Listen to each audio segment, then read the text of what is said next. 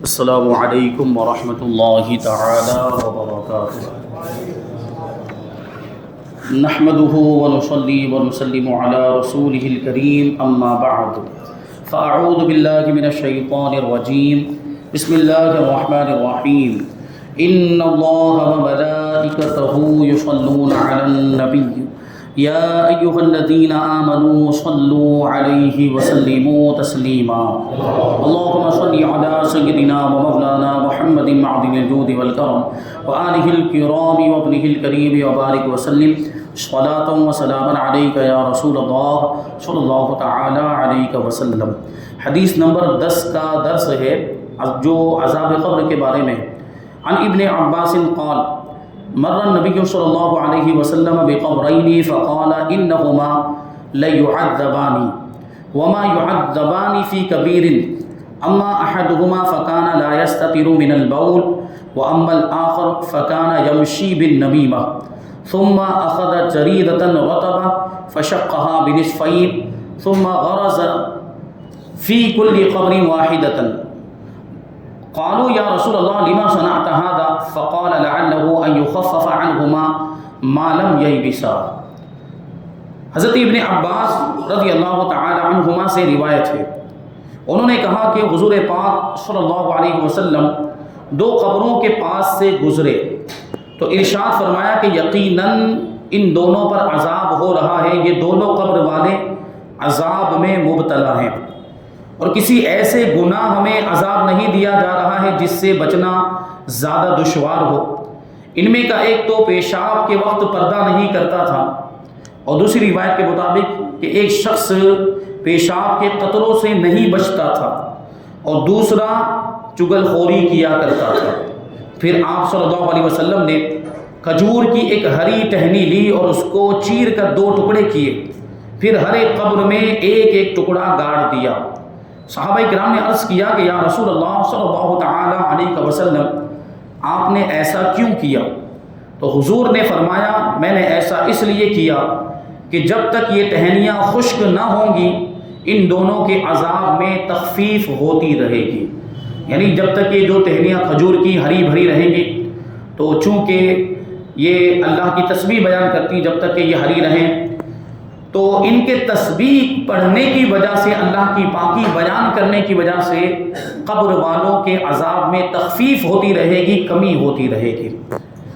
اور یہی حدیث پاک ہے جو ہمارے لیے دلیل ہے قبروں پر پھول ڈالنے کے لیے۔ جو ہم قبروں پر پھول ڈالتے ہیں تو پھول بھی جب تک تر و تازہ رہتے ہیں تو اللہ کی تسبیح بیان کرتے ہیں، اور اس کی وجہ سے قبر والے کو قبر میں آسانی ہوتی ہے، اس کی عذاب میں کمی ہو جاتی ہے، اور یہ فائدہ قبر والے کو حاصل ہوتا ہے پھول ڈالنے کی وجہ سے۔ اب اس حدیث پاک کے راوی حضرت عبداللہ ابن عباس رضی اللہ تعالی عنہما، ان کے تعلق سے بہت ساری باتیں اس سے پہلے تفسیر کے درس میں آ چکی ہیں، یہاں پر بھی کچھ باتیں بیان کرتے ہیں کہ اس حدیث کے راویوں میں حضرت عبداللہ ابن عباس رضی اللہ تعالی عنہما بہت ہی ممتاز اور صاحب فضیلت صحابی ہیں۔ حضرت عباس رضی اللہ تعالیٰ عنہ کے بیٹے حضرت عباس کون؟ حضور پاک صلی اللہ علیہ وسلم کے چچا جان، تو اس اعتبار سے حضرت عبداللہ ابن عباس رضی اللہ تعالی عنہما حضور پاک صلی اللہ علیہ وسلم کے چچیرے بھائی ہوئے۔ یہ وہی کہہ رہے ہیں، یہ حضور پاک صلی اللہ علیہ وسلم کے چچا حضرت عباس رضی اللہ تعالی عنہ کے فرزند ارجمند ہیں، اور ان کا نام عبداللہ ہے۔ یہ دور صحابہ کے سب سے کم عمر مفسر ہیں، قرآن پاک کی تفسیر بیان کرنے والے صحابی، اور تفسیر میں آپ کا وہ مقام و مرتبہ کہ آپ کو سید المفسرین کہا جاتا ہے، قرآن کی تفسیر بیان کرنے والوں کا سردار کہا جاتا ہے، اور اللہ کے رسول صلی اللہ علیہ وسلم نے آپ کو دعا بھی دی تھی، آپ کے حق میں دعا فرمائی تھی کہ اے اللہ اس کو حکمت اور قرآن کی تفسیر کا علم عطا فرما دے۔ تو ظاہر سی بات کہ جس کے لیے اللہ کے رسول صلی اللہ علیہ وسلم نے دعا کی، اور حضور پاک صلی اللہ علیہ وسلم کی دعا کبھی رد نہیں ہوتی، تو علم کی دعا کی تھی اور قرآن پاک کی تفسیر کی دعا کی، یہ قبول ہوئی، اور اللہ تبارک و تعالیٰ نے ایسا مفسر بنایا کہ آپ مفسرین کے سردار ہو گئے۔ اسی دعائے نبوی کا اثر ہے کہ بڑے بڑے جلیل القدر صحابہ نے آپ کے علم و فضل کا اعتراف کیا ہے، یہاں تک کہ امیر المؤمنین حضرت عمر فاروق اعظم رضی اللہ تعالیٰ عنہ بعض مشکل مسائل میں آپ سے مشورہ لیتے تھے۔ امام احمد ابن حنبل رضی اللہ تعالیٰ عنہ کا قول ہے کہ صحابہ کرام میں 6 شخصوں نے بہت زیادہ حدیثیں روایت کی ہیں اور ان کے نام یہ ہیں. پہلے نمبر پر ام المؤمنین حضرت عائشہ صدیقہ رضی اللہ تعالی عنہا، اور دوسرے نمبر پر یہی حضرت عبداللہ ابن عباس رضی اللہ تعالی عنہما. تیسرے نمبر پر حضرت عبداللہ ابن عمر رضی اللہ تعالی عنہما. چوتھے نمبر پر حضرت ابو ہریرہ رضی اللہ تعالی عنہ. پانچویں نمبر پر حضرت جابر ابن عبداللہ رضی اللہ تعالی عنہ. اور چھٹے نمبر پر حضرت انس ابن مالک رضی اللہ تعالی عنہ. ان 6 صحابہ کرام نے بہت زیادہ حدیثیں روایت کی ہیں، اور حضرت عبداللہ ابن عباس رضی اللہ تعالی عنہ نے 1660 حدیثیں روایت کی. کتنی؟ 1660 حدیثیں روایت کی. حضور نبی کریم صلی اللہ علیہ وسلم کی وفات کے وقت آپ کی عمر 13 یا 14 سال کی تھی، یعنی بہت زیادہ بڑی عمر نہیں تھی، چھوٹے سے بچے تھے، 13 سال کے تھے یا 14 سال کے. تو سوچیں کہ 13 سال کی عمر میں یا 14 سال کی عمر میں بھی اتنی زیادہ حدیثیں یاد کر لی حضرت عبداللہ ابن عباس. کیونکہ حضرت عبداللہ ابن عباس رضی اللہ تعالیٰ عنہ بڑی بے تکلفی کے ساتھ حضور پاک صلی اللہ علیہ وسلم کے کاشان نبوت میں آتے جاتے تھے. آپ کا اہل بیت میں شمار، کیونکہ حضرت عباس کے بیٹے حضور کے چچیرے بھائی اور حضرت بی بی میمونہ رضی اللہ تعالیٰ عنہ حضور پاک صلی اللہ علیہ وسلم کی زوجہ محترمہ، یہ حضرت عبداللہ ابن عباس رضی اللہ تعالیٰ عنہ کی سگی خالہ ہیں. تو خالہ کے رشتے کی وجہ سے حضرت بی بی میمونہ سے بھی ملاقات کرنے کے لیے آپ جاتے تھے، اور کبھی کبھی تو رات بھی وہاں حضور پاک صلی اللہ علیہ وسلم کے مکان مبارک میں آپ گزارا کرتے ہیں. یعنی بی بی میمونہ رضی اللہ تعالیٰ عنہ کے مکان میں رات گزارتے اور حضور وہاں تشریف لائے ہوتے. تو اس طرح حضور پاک صلی اللہ علیہ وسلم کے ساتھ رہنے، آپ کی عادات و اطوار دیکھنے سیکھنے کا آپ کو بہت ہی موقع ملا. حضور پاک صلی اللہ علیہ وسلم کے اقوال اور حدیثوں کو سننے کا آپ کو بہت ہی موقع ملا.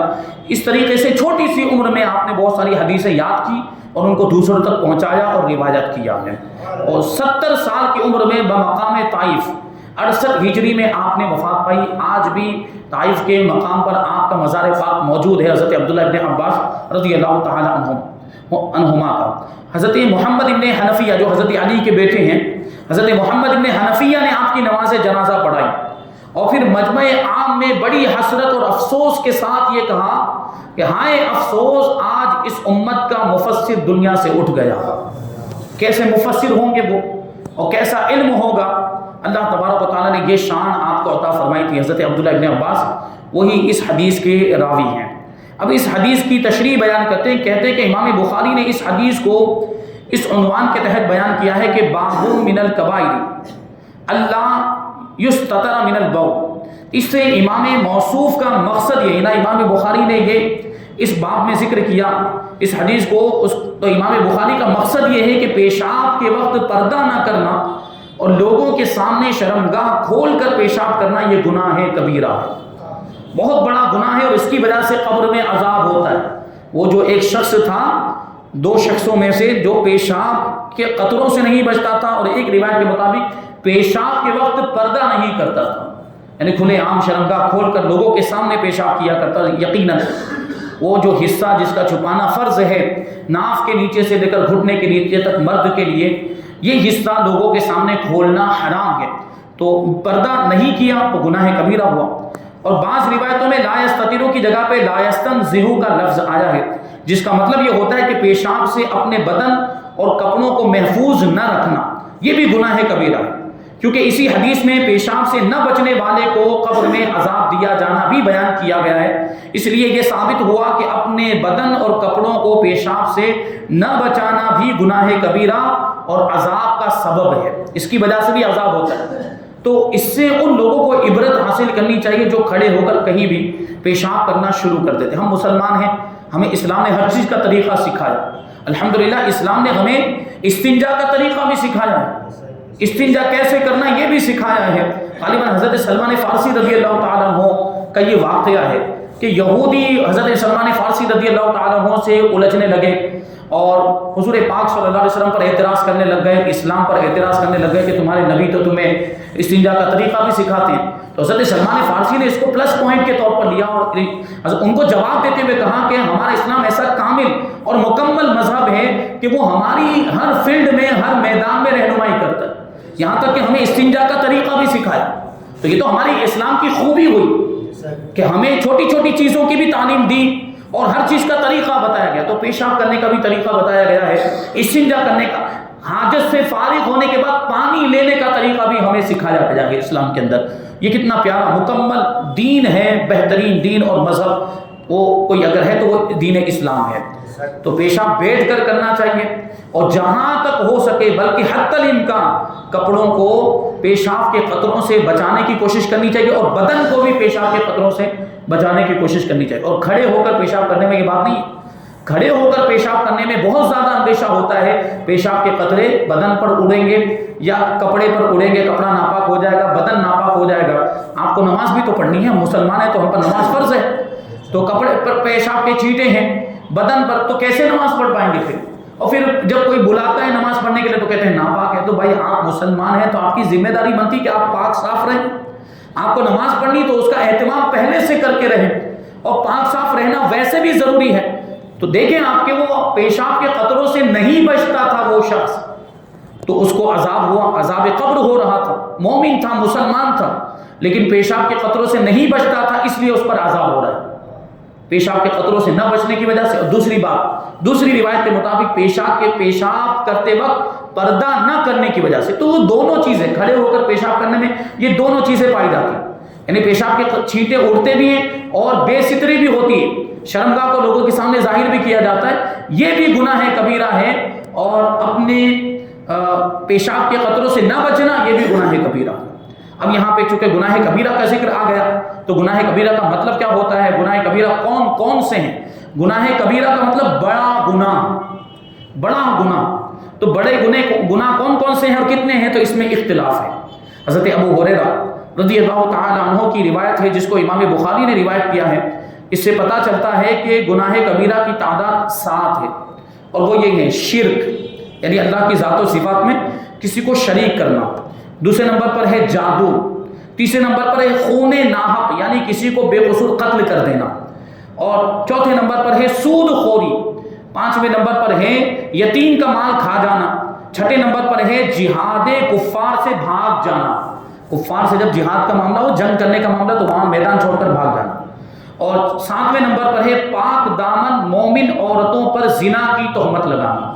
یہ بھی گناہ کبیرہ میں شمار ہوتا ہے. تو ایک حدیث پاک میں یہ 7 گناہ شمار کیے گئے، اور ان کو مہلکات کہا گیا، ہلاک کرنے والے گناہ کہا گیا. اور جن کے بارے میں اتنی تاکید آئی ہو وہ یقیناً گناہ کبیرہ ہی ہیں، اور ان کا شمار گناہ کبیرہ میں ہوتا ہے.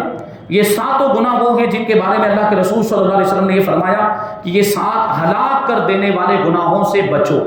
اور حاکم کی روایت میں گناہ کبیرہ کی تعداد 9 بتائی گئی ہے، اور بعض روایتوں میں اس سے زیادہ تعداد بھی بتائی گئی، یعنی 9 سے بھی زیادہ تعداد آئی ہے.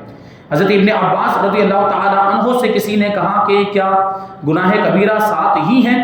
تو آپ نے فرمایا کہ گناہ کبیرہ کی تعداد 700 تک ہے. یعنی صرف 7 میں محدود نہیں ہے گناہ کبیرہ، یا 9 میں محدود نہیں، بلکہ کثیر تعداد میں گناہ کبیرہ ہیں. آپ کا مطلب یہ تھا کہ جس طرح ایک چھوٹی سی نیکی کو خلوص نیت کے ساتھ سچے دل سے اگر کوئی کرے تو اس کا اجر و ثواب بہت بڑھ جاتا ہے، اسی طرح گناہ صغیرہ یعنی چھوٹے چھوٹے گناہوں کو بھی اگر کوئی بے باکی اور بے خوفی کے ساتھ کرتا رہے، اس پر اصرار کرے، اس کو چھوڑے نہ، اس کی عادت بنا لے، تو پھر وہ چھوٹا گناہ بھی بڑا گناہ بن جاتا ہے. پھر گناہ صغیرہ بھی گناہ کبیرہ ہو جایا کرتا ہے، کیونکہ ہر گناہ صغیرہ پر جب اصرار کیا جائے، اس کو عادت بنا لیا جائے، آدمی اس پر اڑ جائے، اس کو چھوڑنے کے لیے تیار نہ ہو، تو وہ گناہ کبیرہ بن جاتا ہے. حضرت شیخ ابو طالب مکی سے منقول ہے کہ گناہ کبیرہ 17 ہیں. 4 وہ ہیں جو دل سے تعلق رکھتے ہیں: شرک، گناہوں پر اصرار کرنا یعنی گناہوں پر اڑ جانا، اللہ کی رحمت سے نا امید ہو جانا، یہ بھی بہت بڑا گناہ ہے.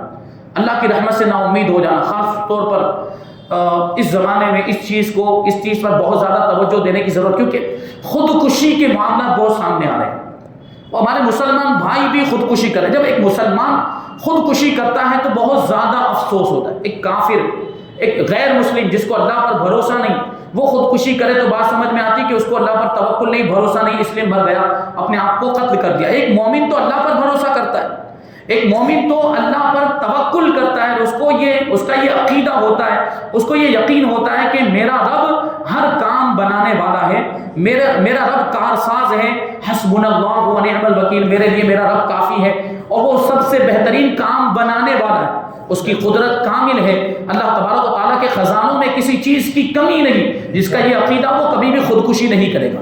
مصیبتیں کتنی بھی بڑی ہو جائے لیکن اللہ کی قدرت کے سامنے کوئی حیثیت نہیں رکھتی، کوئی بھی پریشانی ایسی نہیں ہے اللہ تبارک و تعالیٰ جس کو دور نہیں کر سکتا۔ اللہ تعالیٰ ساری مصیبتوں کو، ساری پریشانیوں کو دور کرنے پر قادر ہے، چاہے کتنی بھی بڑی پریشانی کی۔ تو آدمی کو گھبرانا نہیں چاہیے، اللہ کی رحمت سے نا امید نہیں ہونا چاہیے۔ فرما رہے ہیں کہ اللہ کی رحمت سے نا امید ہونا بھی یہ گناہ کبیرہ ہے، اس کی وجہ سے آدمی پھر دیکھیں کیسے کیسے قدم اٹھا لیتا ہے۔ اور چوتھے نمبر پر اللہ کے عذاب سے بے خوف ہو جانا، اور چار وہ ہیں جن کا تعلق زبان سے ہے۔ پہلے نمبر پر جھوٹی گواہی دینا، کسی بھی معاملے میں جھوٹی گواہی دینا، اور دوسرے نمبر پر پاک دامن کو تہمت لگانا، تیسرے نمبر پر جادو کرنا، چوتھے نمبر پر حرم کعبہ میں گناہ کرنا، کیونکہ وہاں گناہ کرنا بہت بڑی بات ہے۔ وہاں ایک گناہ 1 لاکھ کے برابر، اگر ایک نیکی 1 لاکھ کے برابر ہے تو ایک گناہ 1 لاکھ کے برابر ہے، یعنی یہ بھی ہے کہ ثواب زیادہ تو پھر عذاب بھی زیادہ ہے۔ اور 3 وہ ہیں جن کا تعلق شکم سے ہے، یعنی پیٹ سے۔ نمبر 1 شراب پینا، نمبر 2 یتیم کا مال کھا جانا، اور نمبر 3 سود کھانا یعنی بیاج کھانا۔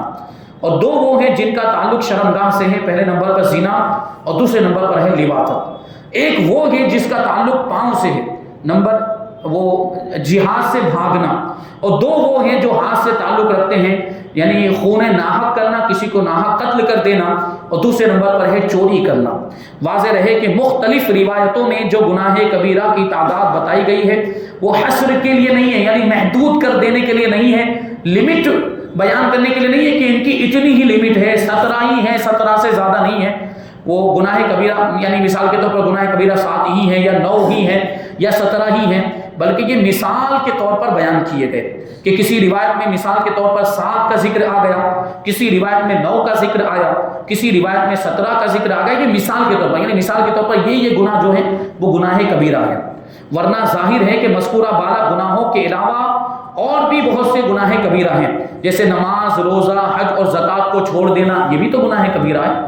ظلم کرنا، ڈاکہ ڈالنا، جھوٹ بولنا، چغلی کرنا، اور 2 مسلمانوں کو آپس میں لڑا دینا، غیبت کرنا، ناچ دیکھنا، گانا، عورتوں کا بے پردہ ہو کر ادھر ادھر پھرنا، اجنبیوں کے سامنے جانا، ناپ تول میں کمی کرنا، جوا کھیلنا، حیض و نفاس کی حالت میں بیوی سے صحبت کرنا، ماں باپ کو تکلیف دینا، یہ سب گناہ کبیرہ میں شمار ہوتے ہیں۔ اور اس کے علاوہ بھی سینکڑوں گناہ ایسے ہیں جن کا گناہ کبیرہ میں شمار ہوتا ہے۔ اب سوال یہ ہے کہ گناہ کبیرہ کہتے کس کو ہیں؟ تو کہتے ہیں کہ گناہ کبیرہ ہر اس گناہ کو کہتے ہیں جس سے بچنے پر خدا بند عالم نے مغفرت کا وعدہ فرمایا ہے، جس سے بچنے پر، جیسے اگر کوئی غیبت سے بچے تو اللہ تبارک و تعالیٰ نے اس کو مغفرت کا پروانہ عطا فرمایا ہے، تو وہ بھی گناہ کبیرہ ہے جس سے بچنے کا حکم دیا گیا۔ اور بعض علماء کرام نے فرمایا کہ ہر وہ گناہ جس کے کرنے والے پر اللہ اور رسول نے وعید فرمائی، یعنی ان کو ڈرایا اور لعنت فرمائی، یا عذاب اور غضب کا ذکر فرمایا، یعنی جو ایسا کام کرے گا وہ اللہ کے عذاب میں گرفتار ہو جائے گا، یا جو ایسا کام کرے گا اس پر اللہ کا غضب ہوگا، اللہ اس سے ناراض ہو جائے گا، تو وہ بھی گناہ کبیرہ ہے۔ اور چغلی، اس حدیث پاک میں چغلی کا لفظ آیا، چغلی کا مطلب کیا ہوتا ہے؟ چغلی کے لیے نمیمہ کا لفظ آیا ہے، عربی میں اس کو نمیمہ کہا جاتا ہے، جس کا اردو میں ترجمہ کرتے ہیں چغلی، اور ہم اس کو جانتے ہیں، عام طور پر یہ لفظ بولا بھی جاتا ہے، مطلب ادھر کی ادھر لگانا، ادھر کی بات ادھر پہنچانا، اور ایسا نہیں ہر ادھر کی بات ادھر کرنا یہ چغلی میں شامل نہیں ہوگا اور یہ گناہ کبیرہ میں نہیں ہوگا۔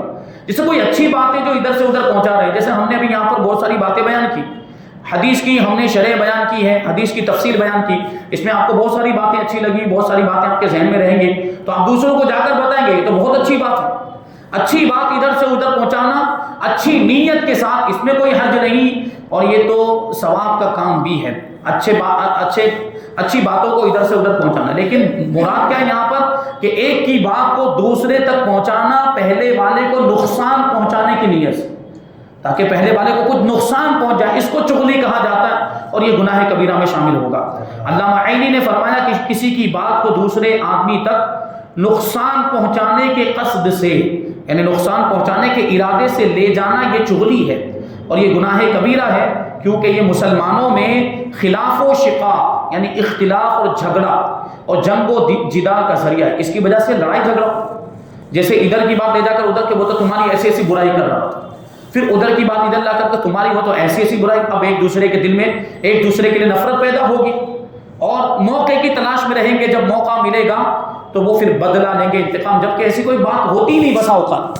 اور اگر کسی نے کسی کے بارے میں کوئی ایسی بات کہہ بھی دی ہو تب بھی ہمیں پہنچانے کی اجازت نہیں کہ اس کی وجہ سے جھگڑا ہو جائے، اس کی وجہ سے فتنہ پھیلے، فساد ہو جائے، اس کی اجازت نہیں ہے۔ اور بسا اوقات تو ایسا ہوتا ہے کہ آدمی نے وہ بات کہیں بھی نہیں ہوتی ہے اور اس کی طرف سے پہنچا دیا جاتا ہے، وہ تو تمہاری ایسی ایسی برائی کر رہا، تمہیں گالیاں دے رہا تھا، تمہارے بارے میں ایسا ایسا بول رہا تھا، تو اب اس کے دل میں ظاہر سی بات ہے نفرت کا جذبہ پیدا ہوگا، وہ بھی کچھ بول دے گا، پھر جا کر وہ بات پہنچا دی جائے گی۔ تو اس طرح یہ جھگڑا ہوگا، اس طرح نفرتیں پیدا ہوتی ہیں۔ اور یہ جو چغل خور ہوتے ہیں یہ محبتوں کے دشمن ہوتے ہیں۔ چغل خوروں کا مقصد ہی یہ ہوتا ہے کہ نفرتیں پھیلیں، لوگوں کے دلوں سے محبت ختم ہو جائے، جبکہ حقیقت میں ہونا کیا چاہیے کہ ایک مسلمان بھائی کے دل میں دوسرے مسلمان بھائی کے لیے محبت ہو، اور نہ ہو تو پیدا ہو جائے، یہ کوشش کرنی چاہیے۔ اگر دو مسلمان بھائیوں کے درمیان اختلاف ہے، جھگڑا ہے یا کوئی معاملہ ہو گیا تو ان کو سمجھانا چاہیے اور ان کے درمیان صلح کرانی چاہیے، ان کے جھگڑے کو ختم کرنا چاہیے۔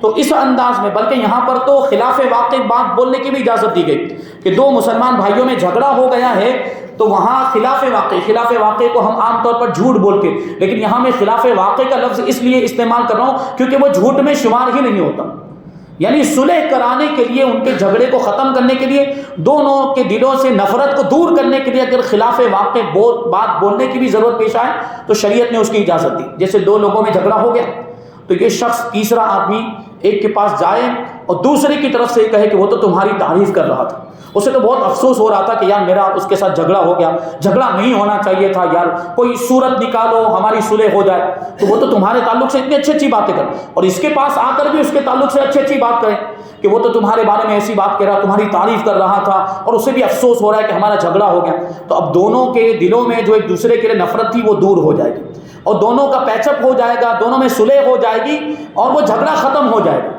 جبکہ حقیقت میں اس نے ایسا نہ بھی کہا ہو تب بھی کہنے کی اجازت ہے صلح کرانے کی نیت سے۔ تو سوچیں آپ اس کے مقابلے میں جو نفرتیں پھیلاتا ہے وہ کتنا برا کام کرتا ہے۔ اسی لیے چغلی کو گناہ کبیرہ میں شمار کیا کہ چغل خور یہ معاشرے کو نقصان پہنچاتا ہے۔ تو ابھی اور باتیں اس میں باقی ہیں کہ جیسے وہاں پر وہ پیشاب سے بچنے کا حکم ہے، تو دوسری نجاستوں سے بچنا اور گناہوں سے بچنے کا حکم کیا ہوگا۔ اور حضور پاک صلی اللہ علیہ وسلم کا علم غیب بھی اس حدیث پاک سے ثابت ہوتا ہے کہ حضور پاک صلی اللہ علیہ وسلم نے اوپر ہی سے ملاحظہ فرما دیا تھا کہ قبر کے اندر مردوں کے ساتھ کیا سلوک ہو رہا ہے، یہ حضور کا علم غیب ہے۔ اس کے بارے میں بھی کچھ باتیں انشاءاللہ تبارک و تعالیٰ آگے ہم شامل کریں گے۔ اللہ تبارک و تعالیٰ کی بارگاہ میں دعا ہے کہ جو کچھ بھی بیان ہوا اس پر ہم سب کو عمل کرنے کی توفیق عطا فرمائے۔ حضور پاک صلی اللہ علیہ وسلم کے پیارے پیارے ارشادات، آپ کی پیاری سنتوں پر، حدیثوں پر ہم سب کو عمل کرنے کی توفیق عطا فرمائے اور ایمان پر ہم سب کا خاتمہ فرمائے۔ وما علینا الا البلاغ۔